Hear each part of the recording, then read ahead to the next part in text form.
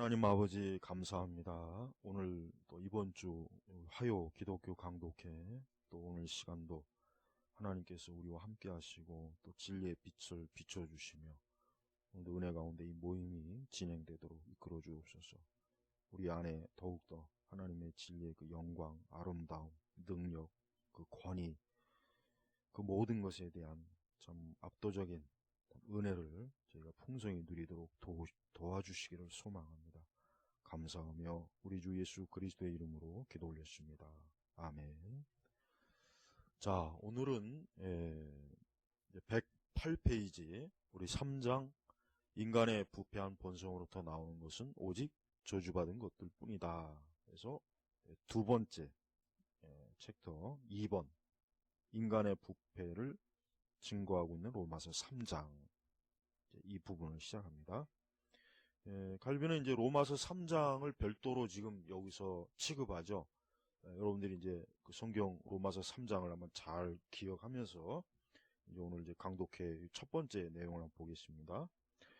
자, 이에 못지않게 마음에 대한 엄격한 정죄함이 있다. 즉 그것은 만물보다 거짓되고 심히 부패한 것은 마음이라는 것이다. 예레미야 이제 17장 9절 말씀입니다. 그러나 나는 될 수 있는 대로 간단히 말하려고 하기 때문에 여기에서 한 구절만을 살펴보는 것으로 만족해야겠다. 그렇지만 이 한 구절은 가장 깨끗한 거울과 같아서 그것을 보면 우리의 성품 전체의 모습을 들여다볼 수 있다. 사도는 인류의 교만함을 깨뜨리려고 하면서 다음과 같이 증언했다. 의인은 없나니 하나도 없으며 깨닫는 자도 없고 하나님을 찾는 자도 없고 다 치우쳐 한 가지로 무익하게 되고 선을 향하는 자는 없나니 하나도 없도다. 제 목구멍은 열린 무도며 그 혀로는 속임을 베풀며 그 입술에는 독사의 독이 있고 그 입에는 저주와 악독이 가득하고 그 발은 피 흘리는데 빠른지라 파멸과 고생이 그 길에 있어 저희 눈앞에 하나님을 두려움이 없느니라. 그러니까 지금 성경 이제 곳곳에 있는 그 인간에 대한 실체, 인간이 실제로 어떠한 존재에 대한 인재인지에 대한 그 성경의 그 많은 구절이 있지만 그냥 칼빈은 지금 몇몇 구절을 뽑아서 바로 이것이 사람이다. 이것이 바로 사람의 모습이다. 얼마나 성경에 이렇게 참 적나라하게 인간에 대해서 이렇게 표현했느냐. 이거를 이제 먼저 말씀을 제시하고 나서 이제 인간 부패에 대한 것들을 이제 하나하나 이제 좀 진행하고 있습니다. 그래서 우리는 사실 세상에 많은 책들을 봐요. 소설, 뭐 예술, 그다음에 뭐 연극, 영화, 그다음에 하여튼 뭐 어떤 사회에 대한 것들 뭐 많은 분석들을 봐요. 인간에 대해서. 그렇지만 성경은 가장 정확한 거예요. 성경만큼 인간의 실상을 이게 정확하게 좀 묘사한 그런 어떤 다른 어떤 내용이 없잖아요. 그래서 우리가 항상 성경은 이렇게 사람의 본래 모습을 정직하고 솔직하고 또 있는 그대로 이렇게 잘 나타내었다는 걸 우리가 먼저 중요하게 알아야 됩니다. 자, 사도는 청청병력과 같은 선언으로 어떤 특별한 사람이 아닌 아담의 후손 전체를 공격한 것이다. 끝에 지금 로마서 3장 10절에서 16절, 그 다음에 18절에 대한 그 설명을, 보충 설명을 지금 바로 하는 겁니다. 그러니까 아담 후손 전체, 뭐 인종, 그 다음에 뭐 빈부격차, 뭐 학식이 있느냐 없느냐, 뭐 남녀노소 가리지 않고 인류 전체가 결국은 이렇게 참 부패했다. 이걸 지금 얘기한다는 거죠. 또한 그는 어느 한 시대의 부패한 도덕성을 질책하는 것이 아니라 인간 본성의 한결같은 부패성을 고발한 것이다. 그렇죠? 시대 구분도 타지 않죠. 뭐 어느 시대가 그래도 가장 사람들이 뭐 괜찮았던 시대가 있었냐 하면은 한 시대도 없었어요. 정말 한 시대. 뭐 100년 전이나 200년 전이나 500년 전이나 1000년 전이나 뭐 2000년 전이나 뭐 3000년 전이나 어느 시대건 간에 항상 보면은 여전히 그 시대에도 사람들이 굉장히 참 죄를 많이 짓고 도덕적, 윤리적으로 굉장히 부패하고, 그래서 뭐 황금 시대는 사실 없어요.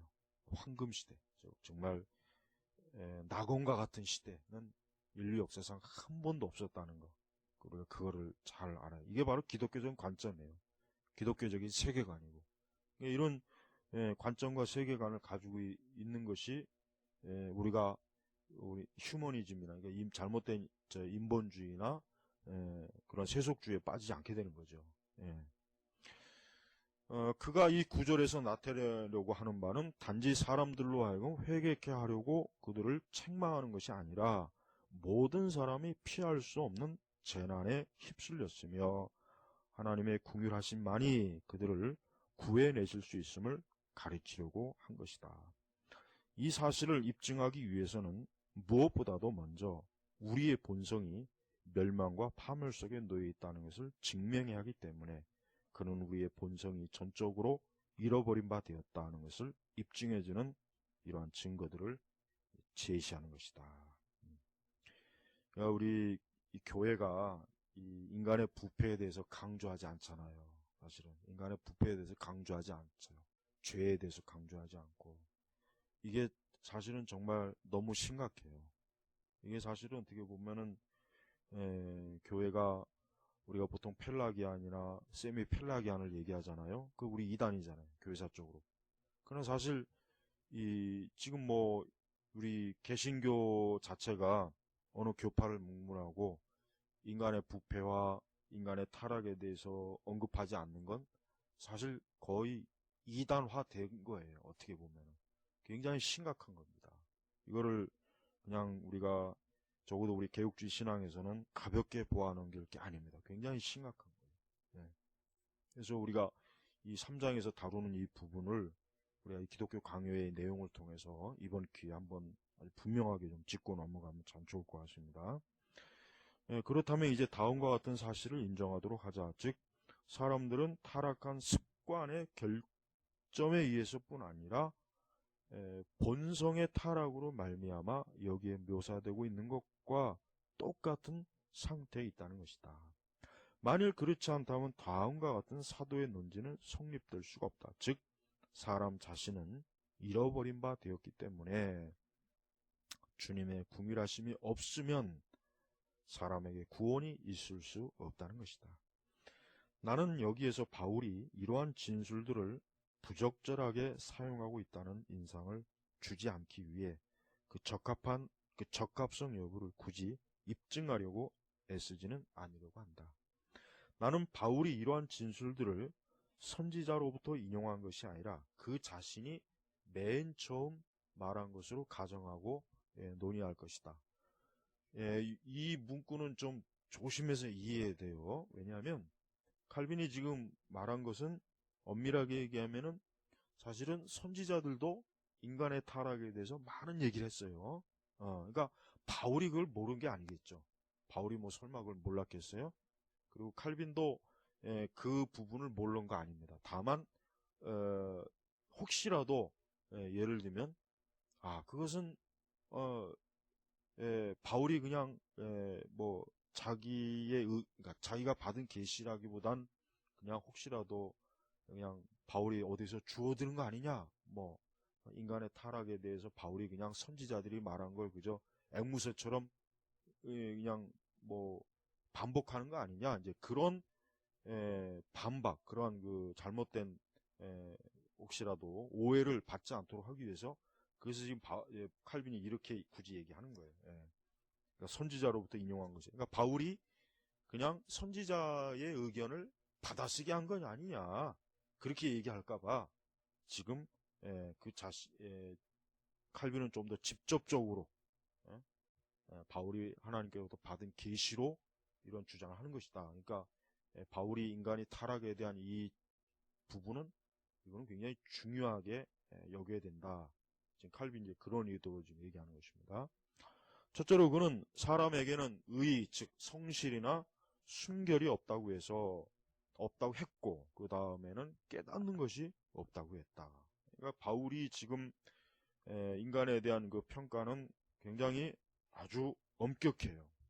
아주 엄격하고 아마 오늘날 이러한 그 인간에 대한 평가를 인문주의자들은 이러한 인간에 대한 평가를 아주 싫어할 겁니다. 왜냐하면 현대 인문주의자들은 인간에 대해서 기본적으로 낙관적인 생각을 갖고 있기 때문에 이렇게 바울이 성경에서 이렇게 말한 이런 부분을 아마 다 거부할 거예요. 거부감이 굉장히 강할 겁니다. 사실상 하나님을 찾는 것은 지혜의 첫 번째 단계이기 때문에 하나님을 배신하는 것은 깨달음이 부족하다는 것을 입증한다. 그러므로 이러한 부족은 하나님을 저버린 모든 사람에게 반드시 발견된다. 그는 덧붙여 말하기를 모든 사람이 타락했고 말하자면 부패했으며 선을 행하는 자가 한 사람도 없다고 했다. 그리고 또다시 그들이 그러니까 여기서 그들은 누구예요? 이미 사악한 가운데 내버려진 상태에 있는 사람이요. 그들이 자신들의 몇 가지 지체들을 더럽히는 행동들을 덧붙였다. 여기서 이제 몇 가지 지체들을 더럽히는 행위는 뭐예요? 동성애, 영적 음행, 육신적 간음, 음행, 음란, 그걸 이제 좀 더 그걸 지금 지적하는 걸 겁니다. 마지막으로 그는 선언하기를 우리는 하나님의 법을 따라 우리의 발걸음을 옮겨 놓아야 하는데도 불구하고 그들에게는 하나님을 두려움이 없다고 했다. 만일 이러한 것들이 인류가 유전적으로 물려받은 것이라고 한다면 우리의 본성에서 어떤 선한 것을 찾으려고 하는 것은 헛된 일이 될 것이다. 사실상 나는 이러한 사악한 특성들이 각 사람에게서 다 나타난다고는 생각지는 않는다. 그러나 이러한 히드라가 그리스 신화에 나온 그 머리 9 달린 뱀이죠. 이런 히드라가 각 사람의 가슴 속에 있다는 것은 누구도 부정할 수 없다. 그러니까 쉽게 얘기하면 이게 뭡니까? 사실은 우리가 이제 인간을 잘 살펴보면은 우리 사람에게는 모든 죄악된 것들이 우리 요소 안에 있지만은 그것이 다 발산되는 건 아니에요. 어떤 사람은 그러니까 각자 죄를 짓는데도 개성이 있는 거예요. 개성. 그러니까 동성애도 우리가 그렇게 봐야 돼요.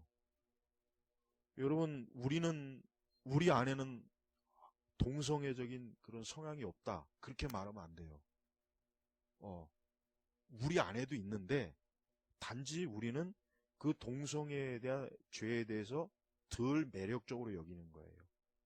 그러니까 모든 사람이 동일하게 죄의 본성을 갖고 있어요. 누구나 마찬가지인데 이상하게도 이건 좀 더 우리가 깊이 좀 사실 알아야 될 문제이지만 이상하게 사람마다 그 사람이 좋아하는 죄가 유형이 다른 거예요. 그걸 알아야 돼요. 이게 참 아주 특별한 거예요. 우리는 어떤 사람이 죄에 대해서 비난하기 이전에 나 역시 그런 죄에 대한 본성이 있다는 걸 인정해야 되고 나는 단지 그 죄보단 다른 죄를 더 좋아하는 것뿐이에요. 그걸 알아야 된단 말이에요. 그러니까 우리가 이 동성애자들의 죄가 사실 특별한 게 아닙니다. 모든 사람에게 다 있는 거예요. 근데 유난맞게 이 동성애에 대해 죄에 대해서 더 매력적으로 더 좋아하는 것뿐이에요. 그들이. 그러니까 우리가 이 동성애를 보편적인 죄로 처리해야지 특별한 죄로 처리하면 안 됩니다. 이 보편적인 특별한 죄로 처리하게 되면 무슨 현상이 발생되냐면은 우리 자신이 마치 우리는 동성애에 대한 죄에 마치 그러한 죄의 욕구가 없는 것처럼 우리 자신이 바리새인이 돼버리는 거예요. 우리 자신이 마치 그들보다 우월하다는 우월주의자가 되는 거예요. 그러니까 여러분 동성애를 특별한 죄로 보면 안 돼요. 보편적인 죄요. 어느 죄도 특별한 죄는 없습니다. 다 보편적이에요. 근데 어떠한 사람마다 어떠한 죄를 더 특별히 좋아하고 어떠한 죄는 덜 좋아하는 것 뿐이란 말이에요. 이게 굉장히 중요합니다. 오늘 이게 제일 중요한 거예요. 이게 잘 인식을 해야 돼요. 그래서 우리 그리스도인들은 죄를 보편적으로 우리가 인식을 해야지 어떤 죄는 더 특별하고 어떤 죄는 덜 특별하고 성경에 그런 게 어디 있어요? 한번 성경적으로 우리가 한번 생각해요. 성경에서 어떤 죄가 더 특별한 죄이기 때문에 이 죄는 1급으로 쳐야 되고 어떤 죄는 2급으로 쳐야 되고 로마 천주교처럼 대죄와 소죄로 성경에서 나눕니까? 아니잖아요. 모든 죄가 다 보편적이에요. 그러니까 우리는 이 죄를 그렇게 봐야지 어떤 죄는 더 특별하게 나쁜 죄, 어떤 죄는 덜 나쁜 죄 이렇게 죄를 사실 은연적으로 그렇게 인식하고 있어요. 거의 대부분의 그리스도인들이 죄를 그렇게 단계적으로 자기가 이미 벌써 인식을 하고 있어요. 틀림없습니다. 거의 다 그럴 겁니다. 근데 성경은 전혀 그래요. 죄는 다 보편적이 동일해요. 그러니까 어떤 죄도 그 죄는 인간을 사망과 저주에 빠뜨리는 죄란 말이에요. 그러니까 우리가 이 동성애도 그런 관점으로 봐야 되는 거예요. 그러니까 우리는 동성애자들도 참 회개하면 그들도 회개하면 그 죄는 용서받습니다. 그 죄는 씻음을 받을 수 있어요. 자, 몸속의 질병의 원인과 요소가 점차 사라지고 있는 한 그 몸을 건강하다고 말할 수 없듯이 영혼도 역시 그 안에 사악한 열병들로 가득 차 있는 동안에는 건강하다고 생각될 수는 없을 것이다. 그렇지만 이러한 비교가 모든 경우에 다 적합한 것은 아니다. 그 이유는 병든 몸에도 아직 생명의 힘이 남아있기 때문이다. 그러나 이와 같이 치명적으로 죽음의 깊은 골짜기에 빠져있는 영혼은 죄악의 짐을 지고 있을 뿐만 아니라 선한 것이라고는 하나도 찾아볼 수 없다.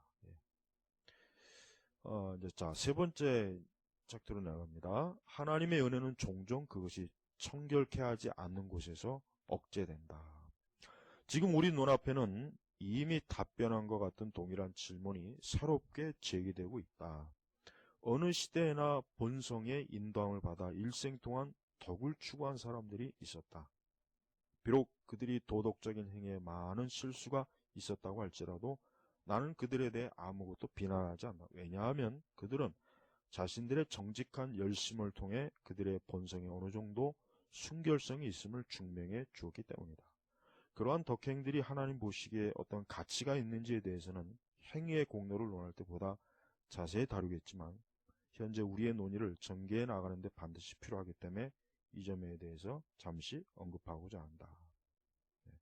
그러니까 우리 이 본성의 인도함을 받아 덕을 추구하는 사람들은 그리스 철학자들을 지금 얘기하는 거예요. 칼빈은. 그리스 철학자들 중에는 인간의 어떤 덕, 특히 아리스토텔레스도 마찬가지지만 인간이 가지고 있는 덕, 특히 덕, 그리스 철학에서 이 덕이라고 하는 건 아주 중요한 주제입니다. 그걸 추구하는 그 굉장히 그 참 열심, 노력, 그걸 지금 언급하고 있는 거예요. 지금 여기서 얘기하는 건.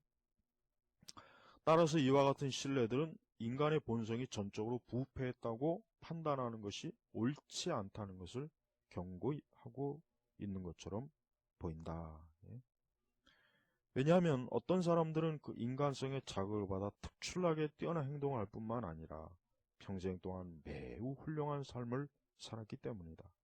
그러나 여기에서 우리가 생각할 것은 부패한 본성 가운데 하나님의 은혜가 어느 정도 자리를 잡고 있다는 것인데 이 은혜는 본성을 깨끗게 하지는 않지만 그것을 내적으로 억제시켜준다는 것이다.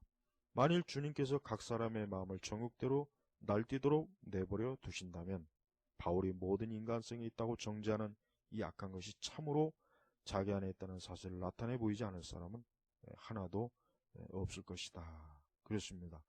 우리가 참 하나님께 감사될 것은 인간이 이렇게 부패한 본성을 가지고 있지만 그 부패한 본성을 하나님께서 억눌러 주신다는 거, 억누른다는 거, 그게 굉장히 중요해요.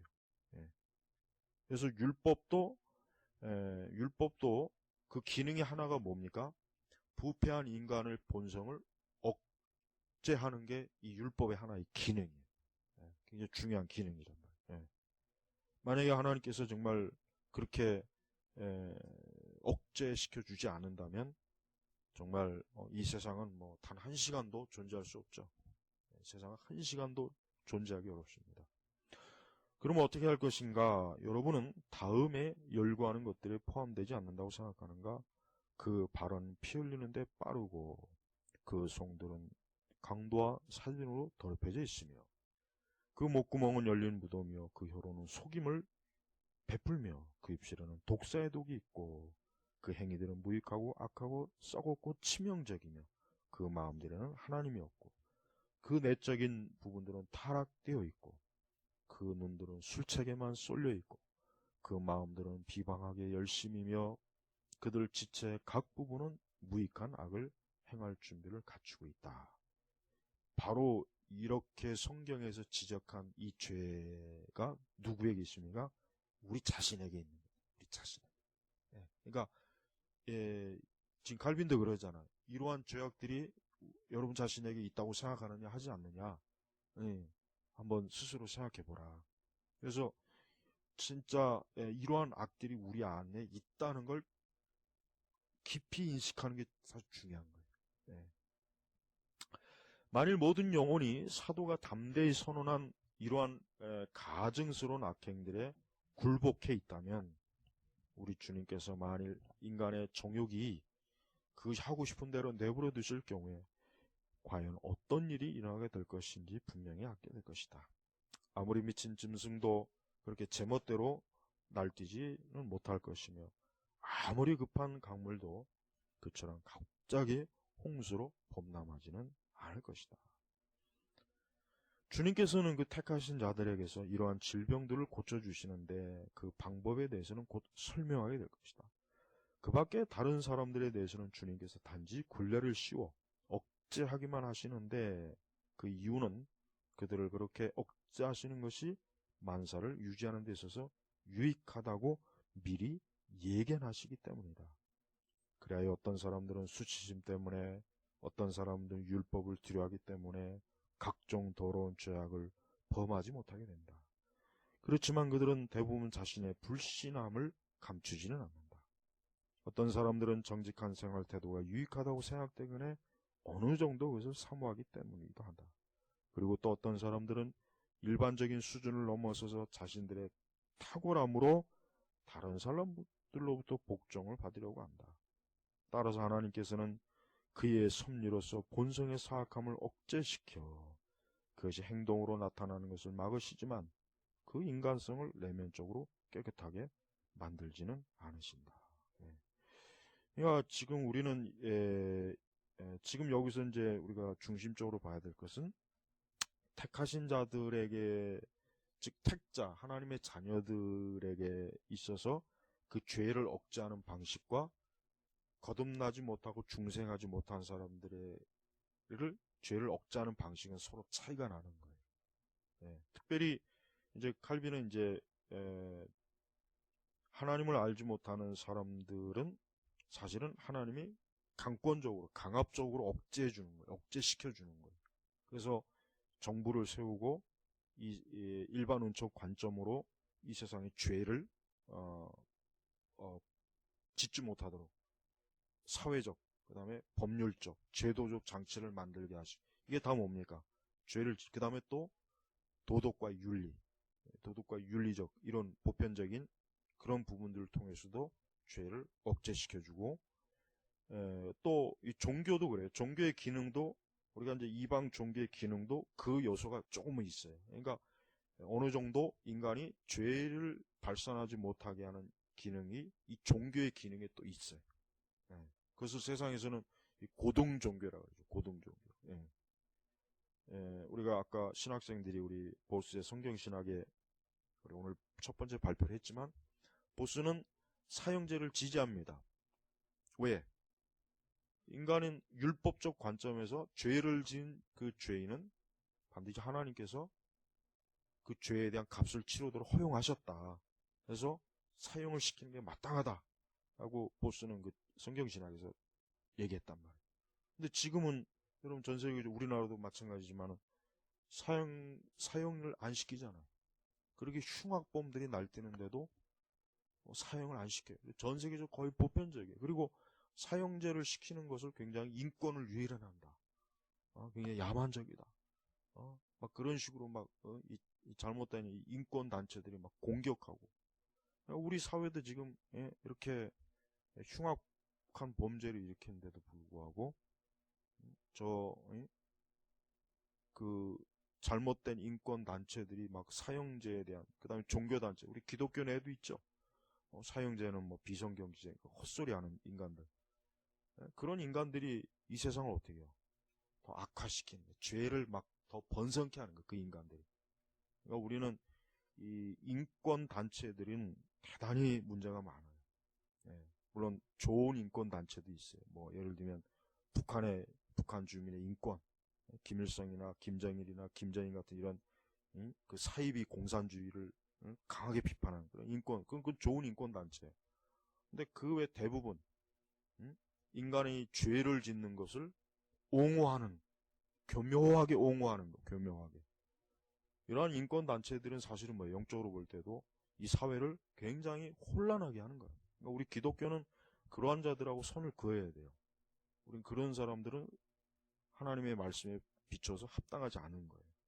왜? 하나님께서 이렇게 이 세상을 그나마 좀 더 덜 어둡게 만들려고 이렇게 억제시켜 주는데 그거를 인간이 어때요? 뿌리치는 거란 말이에요. 자, 네 번째 챕터, 정직은 하나님의 선물이지만 인간의 본성은 여전히 타락한 상태에 머물러 있다. 자, 그럼에도 불구하고 문제는 아직 해결되지 않았다. 왜냐하면 우리는 까밀루스와 까틸리나 등을 동등시해야 하거나 혹은 인간의 본성을 만일 조심스럽게 교화시킨다고 한다면 선을 잃어버린 일이 전혀 없다는 사실을 입증하는 신뢰를 까밀루스에게 찾든지 해야 하기 때문이다.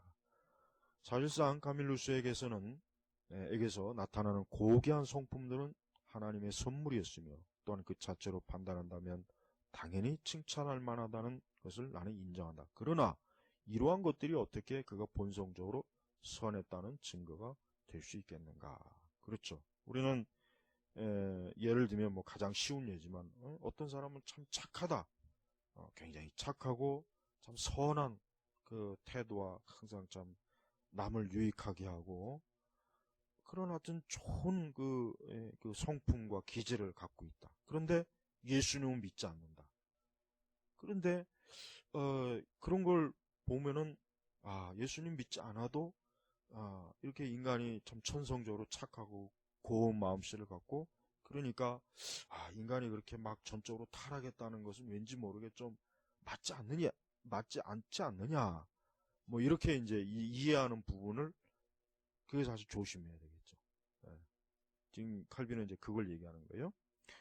이제 우리는 그의 마음으로 되돌아가서 다음과 같이 추론해야 하는 것이 아닌가. 만일 자연인이 거듭나지 않은 사람이요, 자연인이 탁월한 도덕적 완전성을 가지고 있다면 의심할 여지 없이 인간의 본성의 덕을 배양시킬 능력이 없지는 않다는 것이다. 그렇죠. 그러니까 탁월한 도덕적 완전성. 그러니까 쉽게 얘기하면 타락하지 않았다면은 인간이 스스로가 자기 스스로가 덕을 이렇게 만들 수 있는 그게 있다 이거죠. 근데 그렇지만 만일 그 마음이 사악하고 삐뚤어져 있어서 정이 아닌 다른 것을 따른다고 한다면 어떻게 되겠는가? 또한 만일 여러분이 카밀루스가 자연이었다는 것을 인정한다면 그의 마음이 그처럼 부패했다는 것은 의심할 여지가 없다. 가장 고귀하고 완전하게 나타나 보이는 곳에서도 언제나 부패로 기울어질 수밖에 없다고 한다면 어떻게 이 점에 있어서 선을 행할 능력이 인간 본성에 있다고 말할 수 있는가? 사실 이 부분은 우리가 이제 그리스 로마 시대 때 그 철학자들이 그 인간의 어떤 고귀한 덕을 추구하는 미덕, 그 굉장히 참 아주 엄청나게 높은 수준의 도덕과 윤리, 인간의 어떤 탁월함을 얘기하는 것을 우리가 본다면 어떻게 보면은 인간이 뭐 이렇게 전적으로 타락했다는 게 과연 맞겠느냐라는 생각을 할 수가 있어요. 그만큼. 그러나 칼빈은 바로 이제 그런 부분을 집요하게 지금 파고드는 거예요. 절대 그렇지 않다 이거예요. 절대 그런 세상의 철학자들의 거짓말에 속지 말아라. 인간은 성경에서 말한 대로 정말 머리끝부터 발끝까지 부패하고 썩었다. 이걸 지금 칼빈은 굉장히 강조하고 있어요. 그러니까 우리도 이러한 그 성경적 관점을 우리가 받아들여야지 인간을 아주 탁월하게 정말 칭찬하는 그런 그 세속 철학자들이나 사상가들의 그런 교묘한 그 말장난, 말속임수에 넘어가지 말아야 된다 이거예요. 자유주의는 그런 인간의 어떤 뭔가 그래도 인간이 자체적으로 굉장히 아직도 기회가 있다라는 걸 자유주의는 그런 휴머니적 인간 그런 걸 믿었잖아요. 근데 그 결과가 얼마나 참 거짓으로 드러났습니까?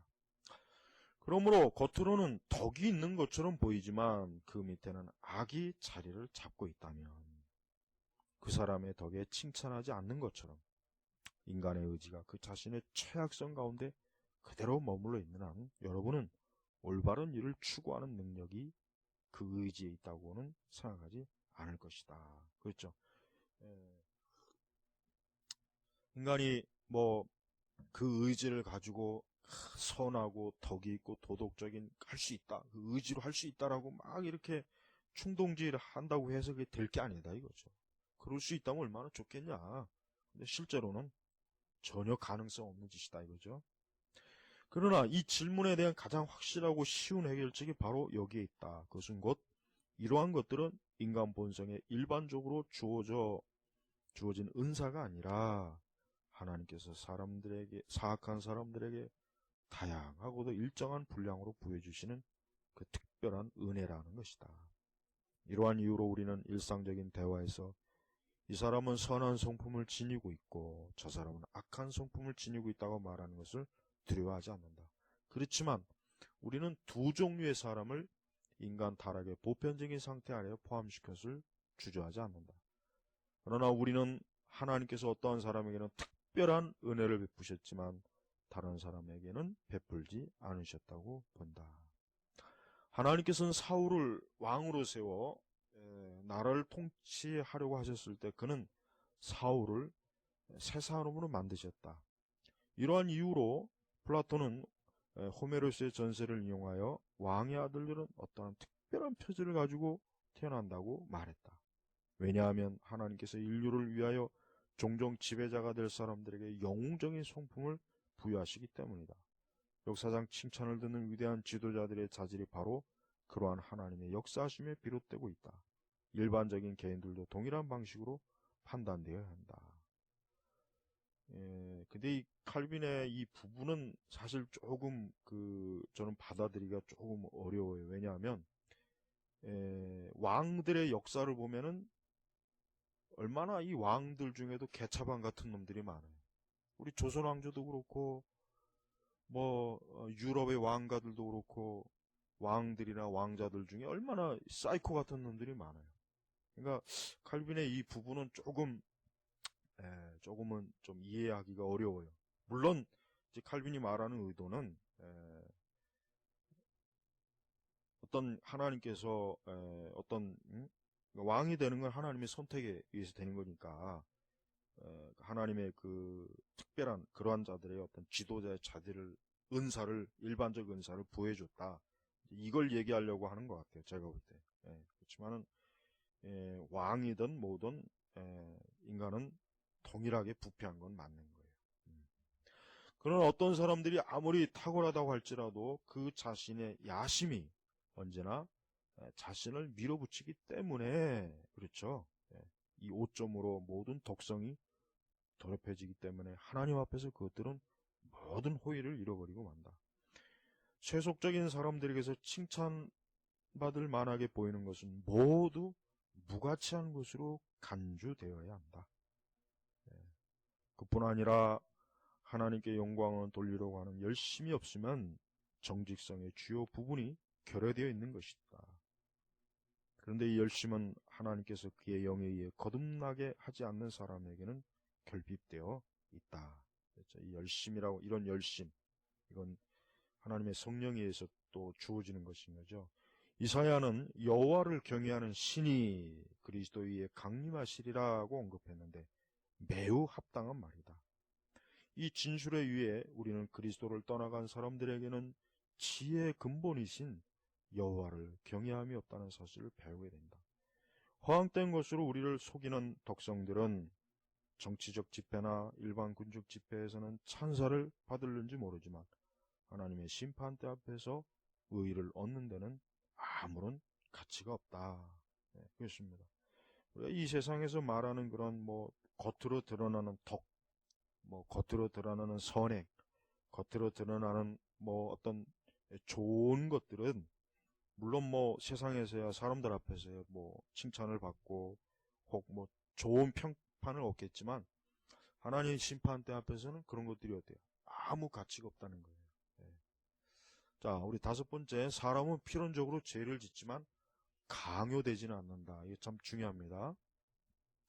우리가 앞에서도 이제 의지의 자유 문제를 다뤘지만 의지는 죄의 굴레에 매여 있으므로 선을 향해 움직일 수 없으며 더욱이 선의 전력을 다할 수 없다. 우리가 이미 앞에서 의지에 대해서 다룬 거죠.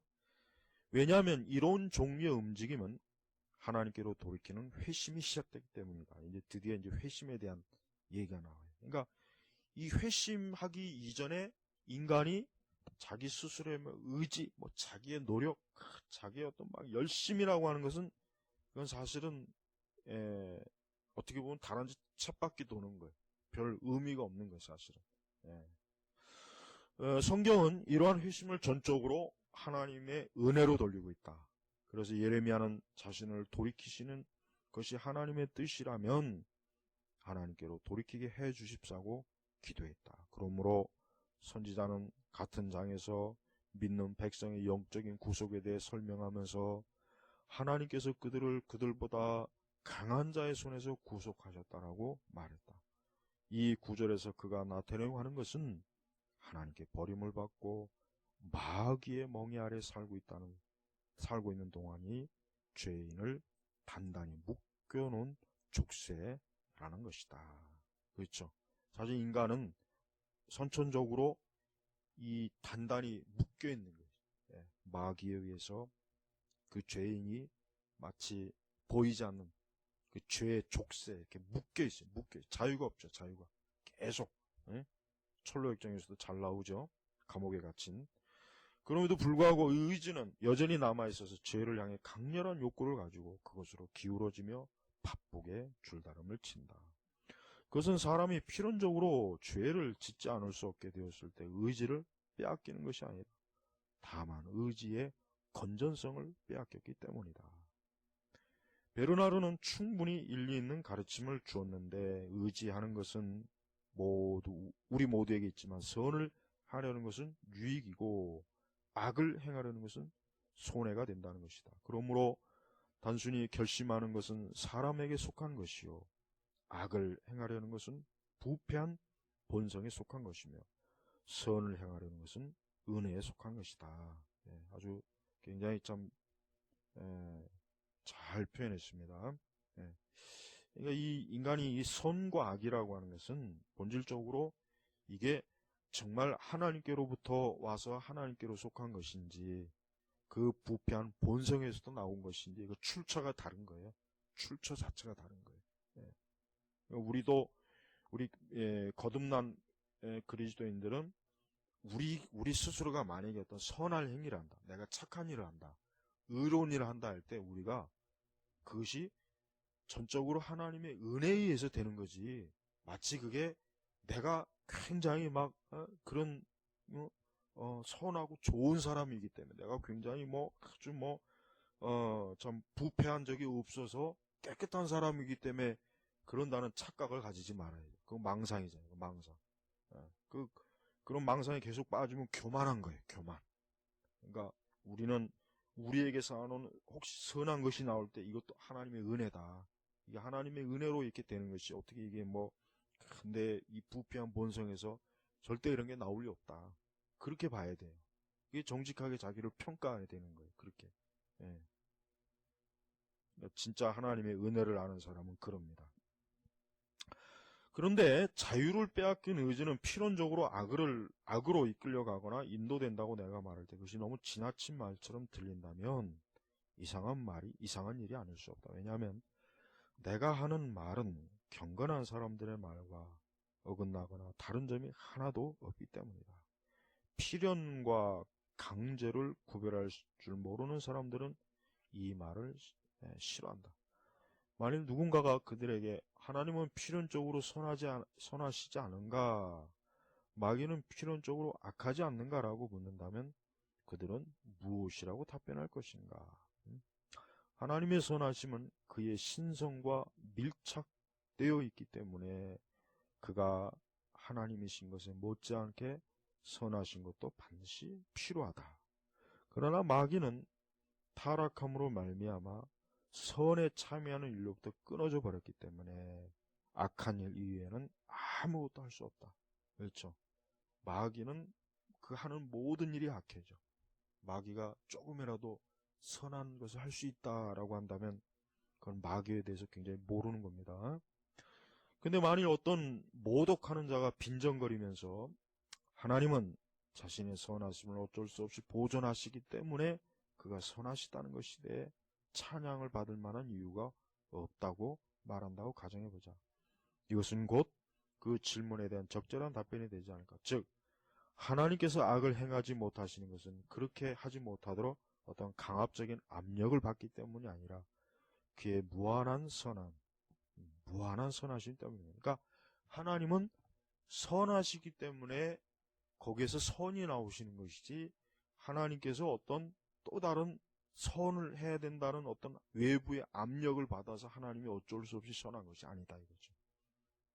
그럼 마귀도 마찬가지예요. 마귀가 뭡니까? 그 자체가 악한 거예요. 그러니까 마귀가 뭐 누가 시켜서 악한 일을 하는 게 아니에요. 뭐 마귀가 자기는 하기 싫은데 자꾸 뭔가 악한 막 외부에 뭔가 오니까 그렇게 판단하면 안 되잖아요. 이게 중요한 거예요. 그러니까 마귀는 그 실체 자체가 악이고 하나님은 선이시다 이거예요. 그러니까 하나님 자체가 선이시기 때문에 거기서 자연적으로 선이 우러나오는 것이지 이게 뭐 하나님이 뭐 억지로 막 선한 것을 하나님이 추구한다면 그분이 하나님일 수가 있어요? 그럴 수 없죠.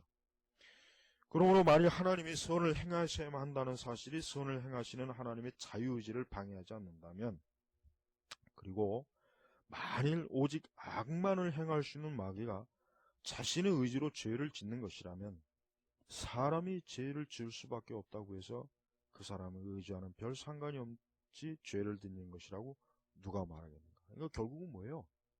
인간이 죄를 짓는 것은 자기가 죄를 짓고 싶어서 짓는 거예요. 이거 죄를 핑계대면 안 되는 거야. 아, 나는 이 환경이 안 좋아서, 나는 누구 때문에 죄를 졌어요. 나는 친구 잘못 만나서, 나는 뭐 이게 허용이 안 돼요. 성경에서. 정직한 거면 네가 죄를 짓고서 지은 거다. 이렇게 얘기해야 돼. 우리 자신이 내가 죄를 졌을 때도 그래야 돼. 우리도 정직하게 이건 어쩔 수 없이 내가 죄를 지은 거다라고 자꾸 그렇게 양심을 거슬리면 안 되죠. 그럼 회개가 안 돼요. 내가 죄를 짓고 싶어서 지은 거예요. 이게 정직한 거예요. 이게 우리 자신의 죄에 대해서 먼저 이렇게 정직하게. 이 동성애자들 봐요. 이 죄는 선천적인 거다, 유전적인 거다 그러잖아요. 아니죠. 자기가 그런 죄를 짓고 싶어서 짓는 거란 말이에요. 그렇게 얘기해야 되는데, 이거는 원래 유전적으로, 인간 안에 이게 동성애적인 유전이 뭐가 있다. 그래서 이게 어쩔 수 없는 거다. 얼마나 교묘해요. 그러니까 우리는 우리 자신부터가 내가 죄를 지었을 때는 정직하게 이건 내가 죄를 짓고 싶어서 지었다고 하나님 앞에 인정을 해야 돼. 그게 회개예요. 그게. 그러지 않고 이 원래 나는 짓고 싶지 않았는데 막 어쩔 수 없이 죄를 졌다. 핑계 때문에 뭐 때문에 이건 회개가 아니에요. 회개가 아니란 말이에요. 그러니까 우리가 이 세상은 항상 그 죄를 지을 때 그 죄를 자기가 아닌 다른 외부에다 항상 핑계를 대는 거예요. 뭐 세상이 나빠서, 사회가 나빠서, 뭐가 안 돼서. 그러니까 죄의 속성을 모르고 자기 자신이 이 죄가 얼마나 뿌리 깊이 있는지. 그런데 이 구분에서 가장 중요한 사실은 사람이 타락함으로써 부패했을 때 마지못해서 억지로 죄를 짓는 것이 아니라 자발적으로. 그렇잖아요. 칼빈이 바로 얘기하죠. 자발적인 거예요. 왜? 내가 그 죄를 좋아하니까. 좋아하니까 자발적으로 짓는 것이며 강요에 의해서가 아니라 자기 마음의 강력한 이끌림에 의한 것이며 외부로부터의 강압에 의한 것이 아니라 그 자신의 정욕의 충동에 의한 것이라는 사실이다. 여러분, 지옥에 가면은 지옥에 있는 사람들 중에 누구도 나는 원래 죄를 짓지 않고 싶었는데 이렇게 지옥에 억울하게 왔다라고 할 수 있는 한 사람도 없어요. 지옥에 가면 누구나 다 내가 결국은 죄를 져서 이곳에 왔다는 걸 인정할 수밖에 없는 거예요. 누구나 다 마찬가지예요. 누구나 다. 그러니까 하나님의 그 공의의 심판 앞에서 누구도 하나님이 부당합니다라고 할 수 있는 사람이 한 사람도 없습니다. 누구나 다 결국 내 스스로 지옥을 선택했다. 이렇게밖에 고백할 수 없을 거예요. 그렇지만 그의 본성은 너무나 타락해버렸기 때문에 그는 다만 악을 향해서만 움직일 수밖에 없다. 그러나 만일 이것이 사실이라면 사람은 분명히 죄를 지을 수밖에 없는 필연성에 매여 있다는 것이 명백하게 드러나는 것이다. 이 필연성, 필연성.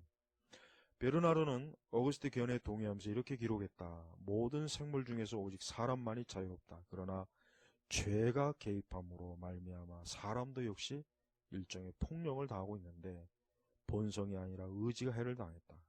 따라서 그가 처음부터 타고난 자유를 빼앗기지 않고 있다. 왜냐하면 자발적인 것은 역시 자유이기 때문이다. 조금 후에 그는 또 이렇게 기록했다. 죄로 말미암아 더 악하게 변해버린 의지 그 자체는 추하고 이상한 방법으로 그 스스로 필연성을 만들어낸다. 따라서 필연성은 비록 그것이 의지에 속해 있기는 하지만 그 의지에 대해 변명하는데 아무런 소용이 없으며 또한 그 반대로 의지가 그릇된 길로 이끌려가면서도 필연성을 배제시키는데 아무런 소용이 없다.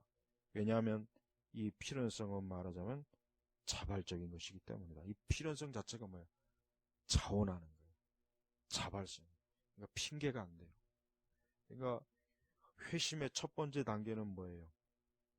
자기 죄를 자기가 졌다고 고백해야지 여전히 나는 죄를 짓지 않으려고 했는데 이 죄를 지었다. 그 사람은 절대 예수님을 구주로 영접할 수가 없어요. 절대로. 응? 그 후에 그는 우리는 다른 멍해가 아닌 일종의 자발적인 노예 상태의 멍해에 억압을 받고 있다. 그러므로 우리는 의지가 자유로웠을 때 스스로 죄의 종이 되었기 때문에 종이라는 점에 있어서는 비참하고 의지에 관해서는 변명할 수 없다고 했다. 그러므로 그는 다음과 같이 결론을 지었다.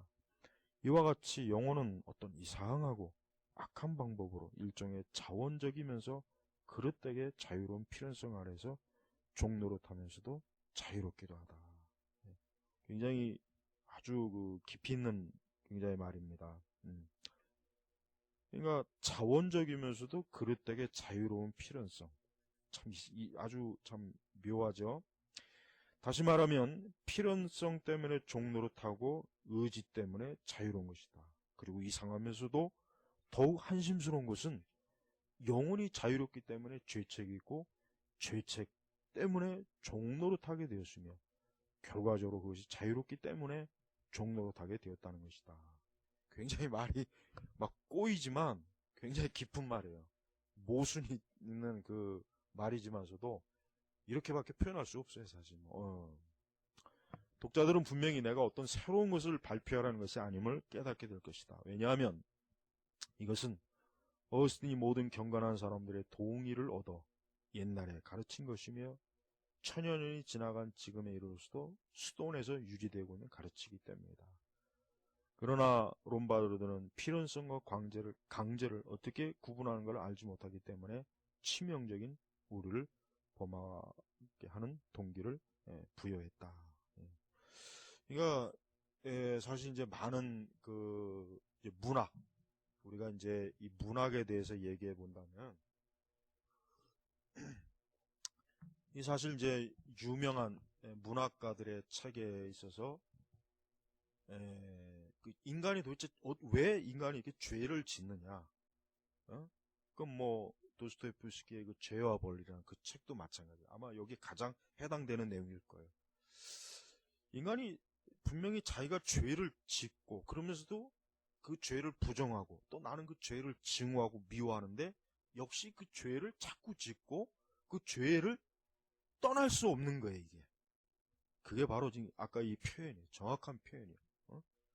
그러니까 이 한심스러운 것은 영혼이 자유롭기 때문에 죄책이 있고 죄책이 있기 때문에 종노릇하게 되고 결과적으로 그것이 자유롭기 때문에 종노릇하게 돼요. 그러니까 내가 종이 아닌 것 같은데도 왜 자꾸 종노릇하게 되는 것 같고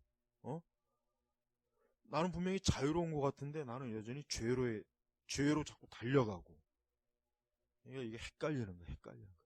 네.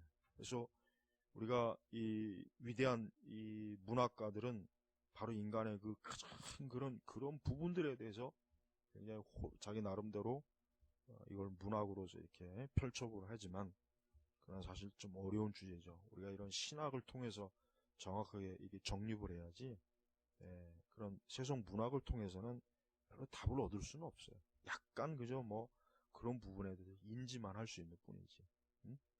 그래서 자, 우리 이제 6번 잠깐 6번 이제 초반부만 좀 들어가 보겠습니다. 의지의 회심은 하나님의 은혜가 내적으로 부여한 결과다. 자, 이제부터는 이제 결국 인간이 본질적으로 회심하는 것은 하나님의 은혜가 아니면 다른 방편이 없는 거예요. 자기의 결심, 노력, 뭐 수고, 뭐 어떤 의지의 자체가 자유가 없는데 자기 의지로 막 이 죄에서 돌이키고자 하는 그 헛된 노력, 이게 다 불필요하다는 거예요. 6번 사람이 선을 행할 수 없다는 것은 무엇보다도 하나님만이 행하실 수 있는 구속 사역에서 나타나고 있다. 그렇죠. 자, 한편 우리는 하나님의 은혜가 인간성의 부패를 교정하고 고치는 치유 방법에 대해 살펴볼 필요가 있다. 주님께서 우리를 도와주려고 오실 때 우리에게 모자란 것을 주시기 때문에 우리 안에서 역사하시는 일이 본질이 나타나게 될 때 다른 한편으로 우리가 모자란 것도 즉시 드러나게 될 것이다. 사도가 빌립보 교인들에게 너희 속에 착한 일을 시작하신 이가 그리스도 예수의 날까지 이루실 줄을 우리가 확신하노라고 말할 때 여기서 착한 일의 시작이란 의지 안에 있는 회심 그 자체의 시작을 의미한다는 것은 의심할 여지가 없다. 그렇습니다. 너희 속에 착한 일을 시작하신 이분이 누구예요? 하나님이에요. 하나님이에요. 그러니까 우리 기독교는 이 세상의 도덕과 윤리의 차원을 그건 저차원이에요. 저차원이란 말이에요. 우리 기독교가 이 도덕과 윤리를 얘기하는 것은 그거는 가장 하나님을 모독하는 거예요. 진짜 하나님을 모독하는 거예요. 왜? 이 성경의 말씀에 근거하면은 그 인간이 결국은 온전한 회심으로 돌이키는 건 하나님이 하시는 건데 마치 도덕과 윤리가 부족해서 우리 기독교가 이렇게 비윤리적이고 비도덕적이라고 그렇게 판단하는 그 기독교 윤리학자들의 주장은 굉장히 이건 반기독교적이고 그건 대단히 하나님을 모욕하는 거예요. 그건 이단적인 주장이란 말이에요. 우리는 하나님께서 시작하신 이 일, 하나님의 은혜로 하시는 이 일에 대해서 우리가 굉장히 여기에 깊이 우리가 살펴볼 필요가 있어요. 그러니까 인간이 결국은 지금 우리가 이제까지 외웠지만 그 부패한 본성의 그 쳇바퀴 도는 그 죄, 악, 어리석음 이러한 것들을 우리가 아무리 자발적으로 막 발버둥 쳐도 어떤 것으로 안 되잖아요. 근데 어떤 것으로만 됩니까? 너희 속에 착한 일을 시작하시는 이가 그리스도 예수의 날. 이 착한 일을 시작한다는 거예요. 우리 의지 안에 하나님의 그 거룩한 능력으로 온전히 돌이키게 하는 이 회심의 능력, 하나님의 능력. 이게 결국은 사람이 근본적으로 돌이키는 가장 중요한 것. 자, 기도하겠습니다. 하나님 아버지 감사합니다. 오늘 또 이렇게 기독교 강요, 또 화요 강독회를 시작하게 하시니 감사합니다. 오늘 참으로 중요한 주제를 이 시간 다루었습니다. 다시 한번 이걸 잘 읽고 다시 한번 강의를 잘 들어서 이것이 우리의 실천 신앙과 믿음, 우리 죄, 회개, 하나님 앞에 온전한 신앙이 무엇인지를 좀 더 잘 이해하고 바르게 믿도록 도와주옵소서. 예수 그리스도의 이름으로 기도 올렸습니다. 아멘.